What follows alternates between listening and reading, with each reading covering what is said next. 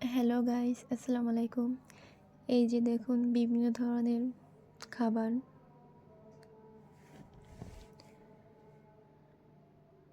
এগুলো হচ্ছে এক ধরনের শুকনো খাবার। আব্বু এগুলো চরমোনার মাহফিল দিয়ে আনছিল। এই যে দেখুন বাদাম, তারপরে খেজুর মিক্স করা। এই যে এক ধরনের বাদাম, এই যে লাড়ু, তারপরে সন্দেশ, তারপরে এই যে বাদামের কি যেন বলে, এটাকে বলতে পারবো না ঠিক মতো। তারপরে এই যে আচার, পপকর্ন। আমার কাছে তো এই লাড়ুটা খুবই ভালো লাগে। আর এই যে সন্দেশ, এটাও খুব ভালো লাগে, তবে আমার অতটা পছন্দ না। আমার এই যে লাড়ুটাই পছন্দ বেশি। আমার ছেলে তো এই যে এই সন্দেশটা একদম চকলেটের মতো করে আধা ঘন্টা বসে খাবে। আমি তো শুধু বকাবকি করি যে কী খাচ্ছ, এত দেরি লাগে কেন, হাত পুরো একদম মাখাই ফেলে।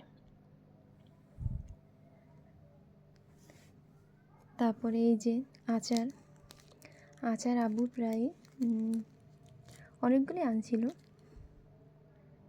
কিন্তু তার মধ্যে মনে করেন আমিই বেশি খেয়েছি। তারপর চকলেট আনছিল, কিন্তু ওগুলো আর দেখাতে পারলাম না।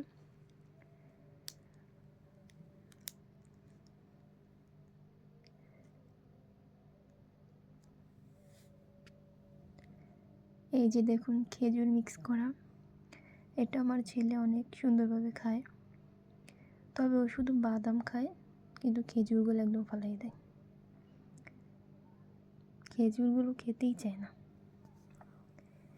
তারপর বাদাম, এগুলো দিয়ে আমার ছেলে ছটকা খেলে। ওরে বলি খাইতে, কিন্তু ও খায় না। ও মুখের মধ্যে নিয়ে খালি ফালাইবে, এবার ছটকার মতো ফালাই দেবে। আমার ছেলের এটা খুবই ফেভারিট, এই সন্দেশটা।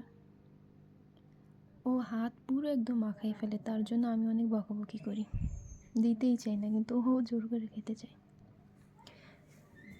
আসলে যে চরমোনাই এত মনে করেন খাবার পাওয়া যায়, শুকনো খাবার, আমি তো দেখেই মনে করেন পেট ভরে গেছে খাওয়ার থেকে।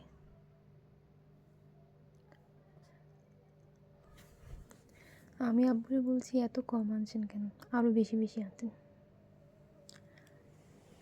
এখানে আপনারা যা দেখছেন, কিন্তু এগুলা এরকম আনে নাই, তার থেকে অনেক বেশি আনছে। আমি খেয়ে তারপর শেষ করছি। তারপর আব্বু আরও আনছে চকলেট, তারপর এই যে সন্দেশ।